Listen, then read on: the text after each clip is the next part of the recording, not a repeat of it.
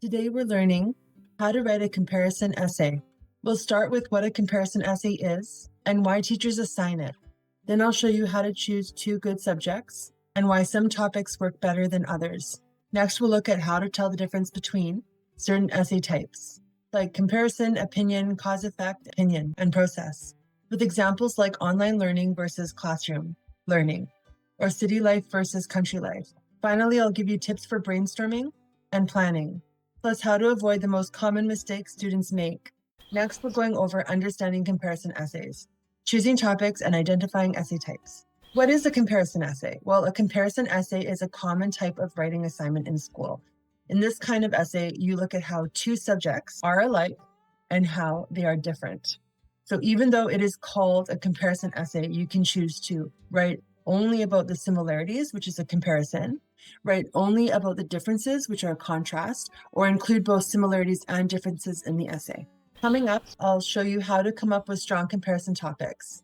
Please spot different essay types. For choosing subjects to compare, for writing a strong comparison essay, you want to choose two subjects that connect in some way, but also give you enough to discuss. So sometimes the topics look very different at first, but the essay shows surprising similarities, and that's what you want to do.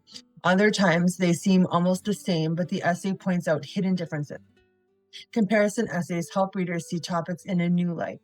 So here are some examples of good topics for you to use for a comparison essay. They're playing a sport on a school team versus playing for fun with friends, reading a printed book versus listening to an audiobook, public high school versus private high school, and riding a bike to school versus taking the bus. Now that you have a clear idea of what a comparison essay is, let's move on to how to choose the right topic. The first step is to carefully read the prompt or question for your essay and understand exactly what type of essay you are being asked to write. Next, take some time to brainstorm everything you know about the topic before planning your outline. We'll walk through how to brainstorm and outline a comparison essay in the next section. Sometimes your teacher will give you the topics, but other times you'll need to choose them on your own. Don't worry, I'll guide you how to make some smart topic choices right now. So let's practice together. For choosing appropriate comparison topics, when you get a list of essay topics, you'll need to figure out which ones are comparison. Here are some examples. Online learning and classroom learning. You can compare these. There are two different types of learning. Should school uniforms be required? That's more of an opinion type of essay. Then there's the effects of too much screen time on teenagers. That's a cause effect. Then there's how to bake chocolate chip cookies. That's more of a process, how to complete a process. City life and country life. That's a comparison essay. And why recycling should be mandatory in schools. That's more of an opinion. Still ahead, I'll show you how keywords can reveal your essay type and make planning easier. For understanding essay types, comparison essays look at similarities, differences, or both. Opinion essays, they ask you to take a side and defend it. Cause and effect essays, this is where you show why something happens or what result it creates. Words like effects, results, or consequences are clues for this. And then there is the process essay, which explains how to do something. The word how is usually a signal. So it is important to know the essay type so you can use the right structure and include the right kind of information. I encourage you for practice and next steps. Now you know how to tell essay types apart. For practice, try writing one of these comparison topics, either online learning versus classroom learning or city life versus country life. Next, I'll show you how to take what you've learned into creating your own plan for writing your own comparison essay. Knowing the essay type makes writing easier, whether the teacher tells you directly or not. This is especially important during tests, when you don't have time to ask what kind of essay you are writing when you are given a prompt or a question to respond to. Now that you understand comparison essays, how to choose strong topics, you're ready to move on. In the next video, we'll focus on brainstorming, planning, and outlining your essay step by step. Please subscribe and turn on notifications for more essay writing tips. Watch the next video for more lessons. I'll see you there.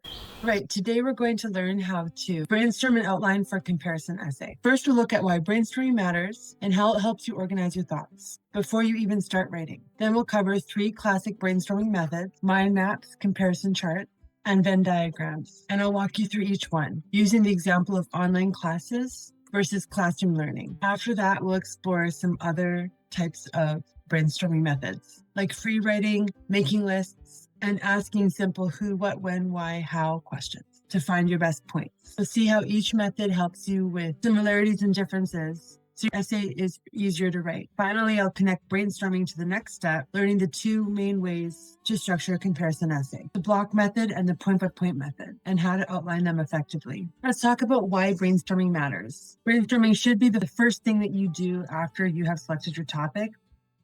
And that is because you want to display everything you think, understand about the topic, and to really have a visual framework of how it will generally be structured. It helps you to organize your thoughts, see connections, and choose the strongest points for your essay. First, we're going to discuss why brainstorming matters. Brainstorming is the future topic, and it's important to do it because you need to really have all your ideas, everything you think, understand, know about the topic in structure, including questions sometimes to help you in other areas like research. And what you want to do is expand outwards and take some time to do that. Brainstorming is the first thing to do after you choose your topic.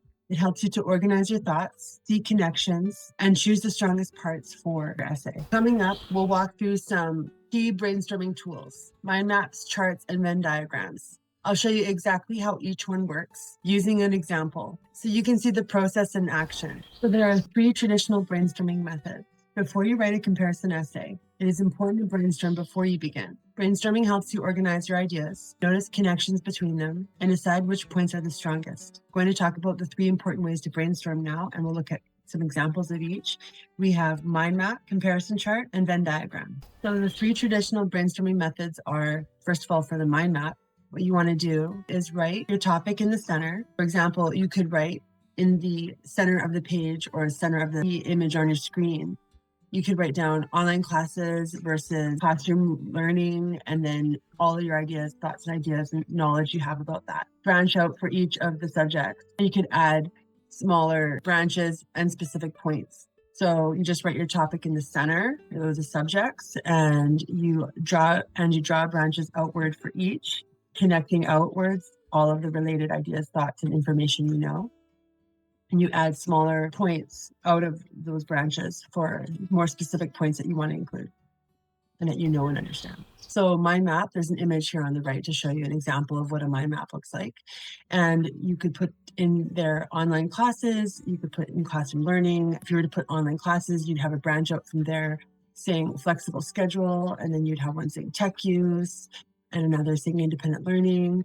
And likewise, if you had classroom learning written down, you could branch out and put face-to-face help, and you could add another branch from there for group work and another branch from there for structured routine. And for the second type of brainstorming method we're going to talk about, there's the comparison chart. So this is where you make 2 columns and one for each subject, and you list the features side by side to compare them directly. Let me just show you an example of that over here. So we have online classes on the left, and then classroom learning on the right. And so we have all of the details about the online classes below the online classes. So for example, for online classes, we have flexible schedule, requires self-motivation, tech focused, and no travel time.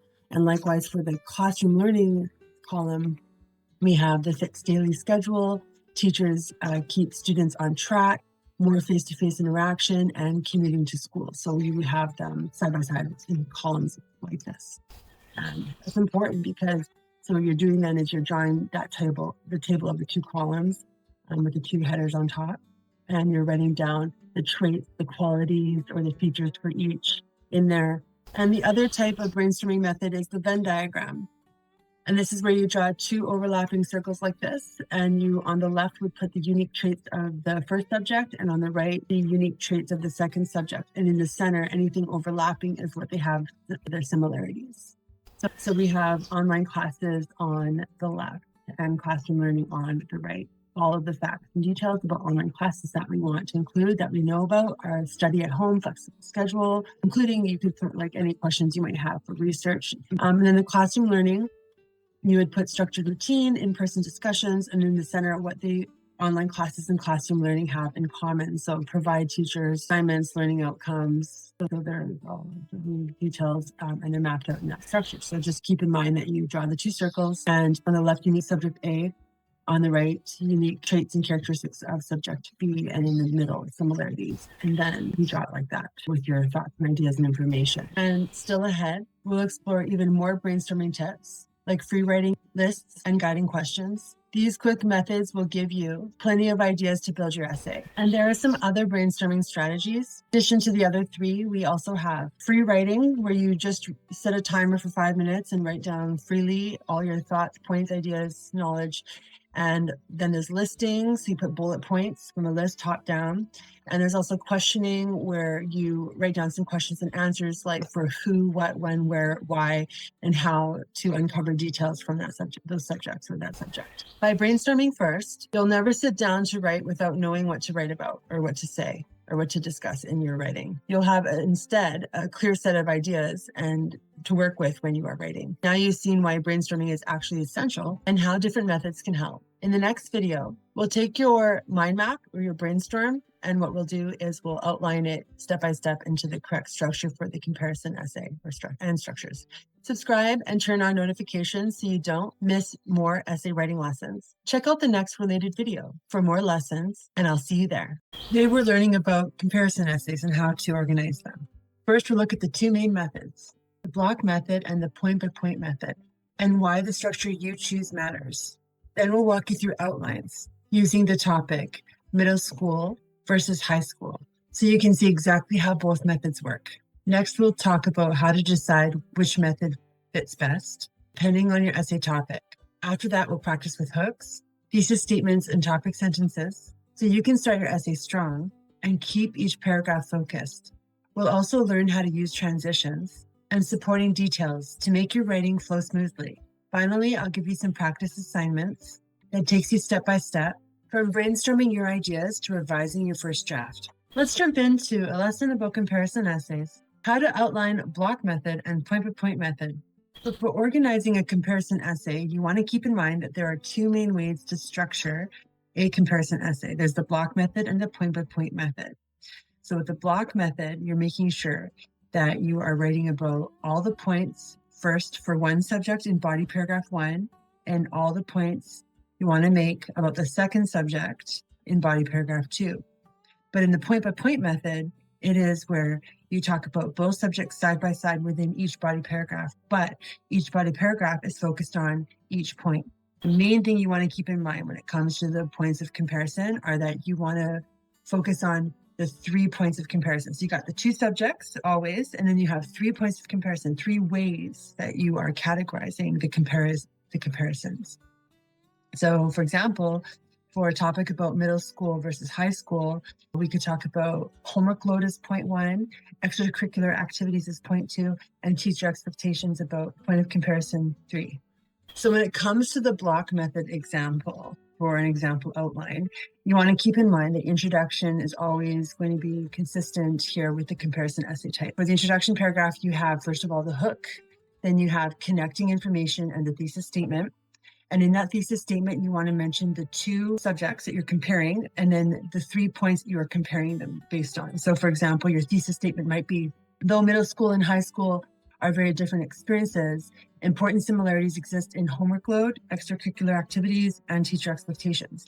So now in that way, you have mentioned that there are similarities. But if you're going to write an essay where you're discussing the differences as the focus, you want to mention that in your thesis statement by writing something like, while middle school and high school share the same goal of educating students, they differ greatly in homework load, extracurricular opportunities, and teacher expectations. And then you move forward with your body paragraphs. So for the block method example, think of it as 2 blocks, 2 body paragraphs.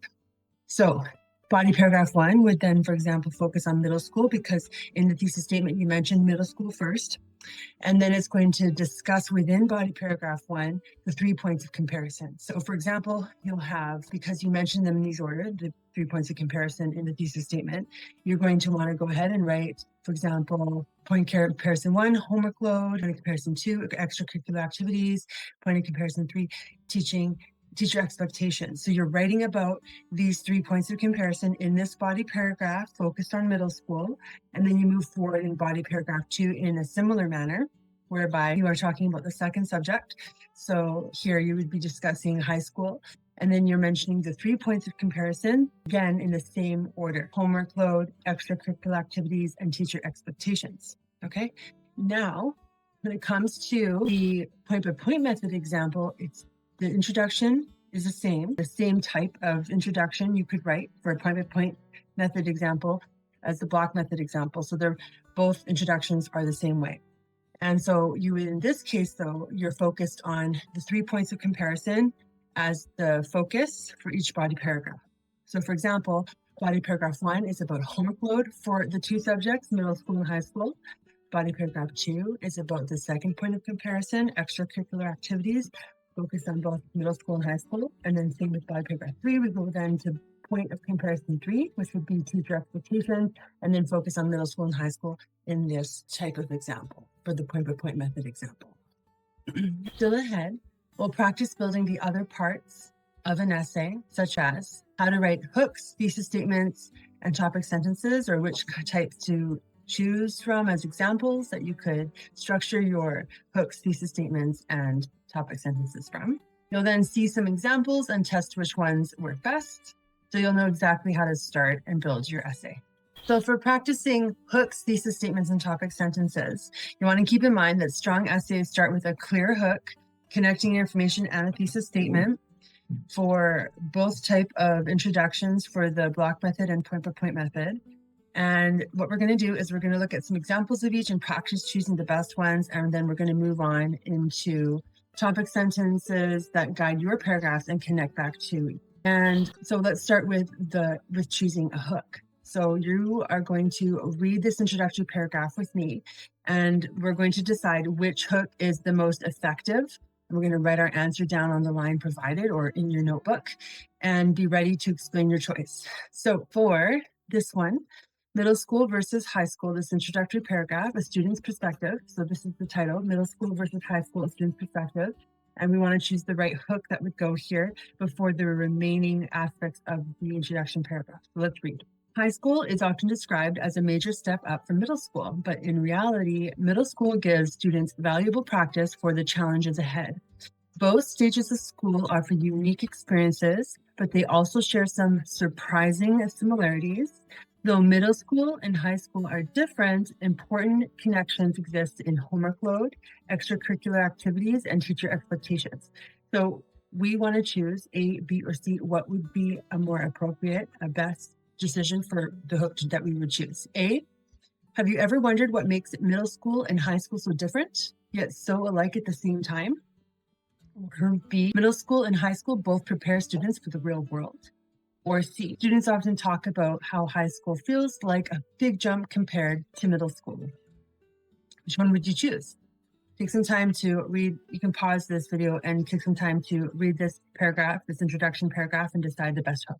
Okay, so let's get going on over here to A is the most effective hook. Why? Well, it uses a brief, engaging question that matches the paragraph's purpose. This is a great way to do it. Comparing differences and similarities between middle school and high school, and naturally leads into the thesis about important connections.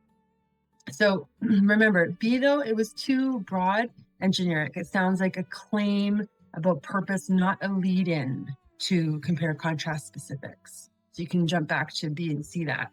And then in C, the reason why it doesn't work is because it focuses only on the difference, the big jump, and it doesn't set up the similarities and thesis promise. It doesn't set it up. It doesn't get us ready for it.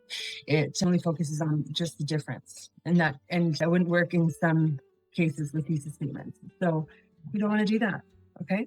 Because the rhetorical question previews both similarities and differences, which aligns with the thesis about connections in homework, activities, and expectations. All right. So now let's focus on the idea of choosing a thesis. What would be the best thesis example? So we're going to read the introduction below, and then we're going to choose the sentence that best expresses the thesis statement of the essay, and we're going to write our choice on the line provided. So we have middle school versus high school students' perspective, same title. But in this case, we're looking at this introduction and choosing A, B, or C as the thesis statement for this introduction. So the introduction says, have you ever wondered what makes middle school and high school so different, yet so alike at the same time? students often talk about how high school feels like a big jump, but middle school prepares you for it in more ways than you realize. Both school levels bring unique challenges and experiences, but they also share some surprising similarities. Though middle school and high school are very different experiences, important similarities exist in homework load, extracurricular activities, and teacher expectations. So would the option A have, well, you can see that there are options A and B here, and these ones didn't work, and you can tell that they already have a thesis statement there because they mentioned the 3 points of comparison: homework load, extracurricular activities, and teacher expectations in this introduction paragraph in the last sentence in thesis. And they mentioned both middle school and high school for the structure of this thesis statement. So we would choose C. Have the other options that we could have, people may have written and where they would have not been correct would be A. Have you ever wondered what makes middle school and high school so different yet so alike at the same time? And B, both school levels bring unique challenges and experiences, but they also share some surprising similarities. Well, D is correct because it clearly states the essay's main claim, and it previews the 3 points: homework load, extracurricular, and teacher expectations in it. A is a hook, so it's a question, it's not a claim, and B is too general. There's no specific roadmap. All right, so then let's focus on identifying the topic sentence. So we're going to read the body paragraph below, and then we will underline and write down the topic sentence that introduces the main idea of the paragraph. So the same title for the same essay.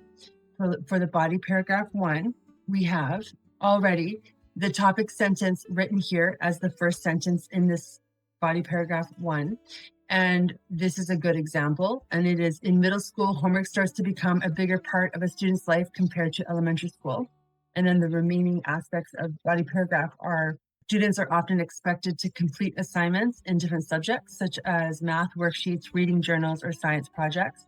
Homework may not take up the entire evening, but it can feel overwhelming, especially during test weeks. And in high school, homework becomes even more demanding. Students may have essays to write, group projects to finish, and more advanced math problems to solve. While the topics are harder, both middle and high school require students to manage their time wisely and keep track of assignments. This shows that homework is an important part of learning at both levels, even though the amount and difficulty may change. So we can see in here that they have a topic sentence whereby it mentions that you're focused on middle school, and then you have discussed fully about the homework load and mentioning that it compares for the topic sentence before you go into all of the supporting details of that in the rest of the body paragraph. So that is a good topic sentence. In middle school, homework starts to become a bigger part of a student's life compared to elementary school, because it introduces the paragraph's main idea, homework load, and it sets up the progression that the rest of the paragraph develops from middle school into the increased amounts of high school, and the later sentences and details, comparisons, including a concluding insight. So there's all the details, comparisons, and all the conclusions for that as the remaining aspects of that body. Don't go anywhere. We'll wrap up by learning how to improve transitions and supporting details. I'll show you how to make your essay flow smoothly from one idea to the next. So now let's look at our lesson about improving transitions. We're going to read the 2 body paragraphs below, and we're going to notice which transition works best. So for example, in this body paragraph here, the end of it, it says, while the topics are harder, both middle school and high school students require students to manage their time wisely and keep track of assignments. It's an important part of learning at both levels, even though the amount and difficulty may change. So in this case, because they have focused on the idea of what it's like in both schools for managing time wisely to help with homework, we could then focus on homework in the beginning of the transition sentence by writing, homework is a big part of a student's life, and then transitioning to something about, but learning doesn't only happen in the classroom, extracurricular activities. So that's mentioning the focus of the next point of comparison in the next body paragraph. So you write extracurricular activities for that, for the next point of comparison coming up. Also shape the middle and high school experience. So that would be a great transition sentence. And then supporting details.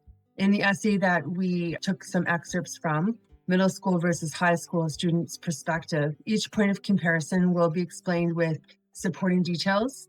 And the placement of those supporting sentences in the essay, it really does depend on the organizational method you're writing in. So for example, if it's the block method or if it's the point-by-point method. So now that we've learned these ways for these two different types of comparison essay methods, it's important to learn how to transition them and how to write those strong hooks, theses, topic sentences, transitions, and details. And for practice, I suggest that you choose a good comparison topic and that you practice with these strategies to write a comparison essay. So make sure you subscribe and turn on notifications so you don't miss more essay writing lessons. Pick out the playlist for the next video, and I'll see you there. All right, as we dive into comparison essays, the first thing we're going to look at is why structure is so important. And I'll show you the two basic ways to set up an essay.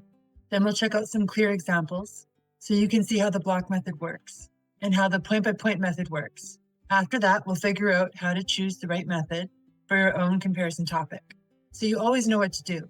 We'll also practice writing thesis statements and topic sentences that make your ideas easy to follow.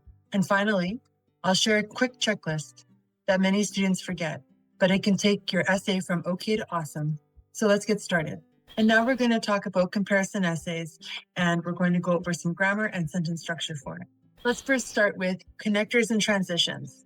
When you are connecting and transitioning in your comparison essay, you will sometimes compare between sentences, for example, using in addition, comma, or similarly, comma, or likewise, comma, at the start of your next sentence.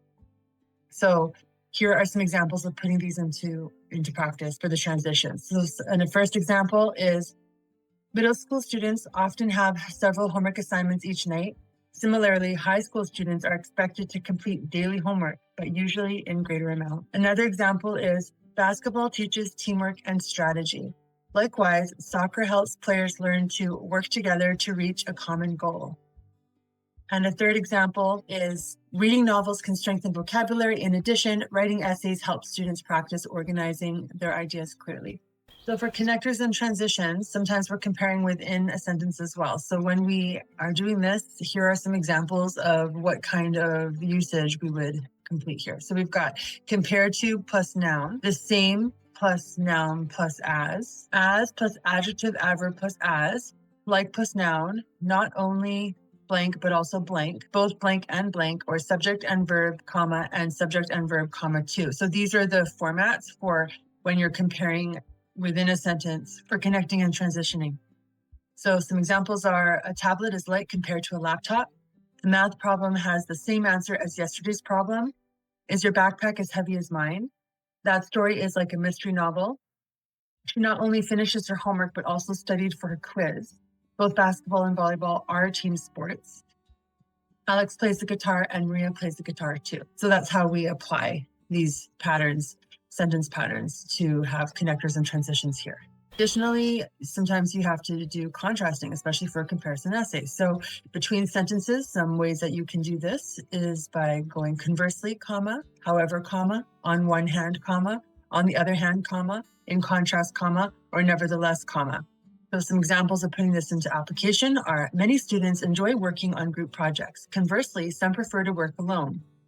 For reading can be relaxing. However, it can also be challenging if the book is difficult. Or on one hand, middle school students want more independence.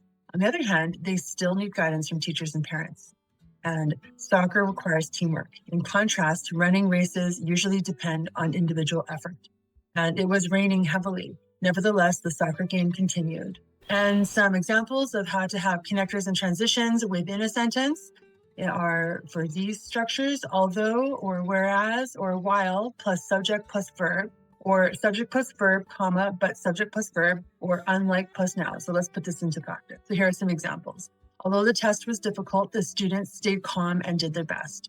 Or Sarah enjoys playing soccer, but her brother prefers basketball. Unlike most pets, turtles can live for many decades. And so for putting these into practice, try writing out these patterns here and try to fill in the blanks to practice using connectors and transitions. And pause this video to do that. Next up, adjectives. Think cold to colder to coldest, and good to better to best. I'll show you how they work, and you'll practice them fast. Let's go over some grammar. The comparative and superlative adjectives. So rule 1 is one-syllable adjectives. When an adjective has only one syllable, form the comparative by adding er and the superlative by adding est. For adjectives ending in y with 2 syllables, change the y for adding ie or est. Here are some examples of that. Winter mornings can be cold, or January is colder than November. February is the coldest month of the year. Today is sunnier than yesterday. And rule 2 for irregular forms, some adjectives do not follow the usual pattern. For example, good to better to best or bad to worse to worse. And here are some examples of that. So running is better exercise than watching TV, but swimming might be the best activity for full body fitness. And for rule 3 for some longer adjectives here, for adjectives with 2 or more syllables, not ending in y, use more before the adjective for the comparative and the most for the superlatives. And here are some examples of that. So this puzzle is more challenging than the one we solved yesterday, or that was the most exciting soccer game of the season. So for practice of comparative and superlative adjectives, or part A here, you want to fill in the blanks with the correct form of the adjective. So for example, for number 1, today would be what? If you were to put hot, then yesterday, what form? Well, number 1, the answer here is today is hotter than yesterday. So for number 2, what was the blank? Funny was the form of funny. Joke I've ever heard. The answer is that was the funniest joke I've ever heard. So funniest. 3, this backpack is blank. In what form would you write? Heavy than my old one. Number 3, this backpack is heavier than my old one. And 4, spring is usually blank, rainy. What form of rainy this summer?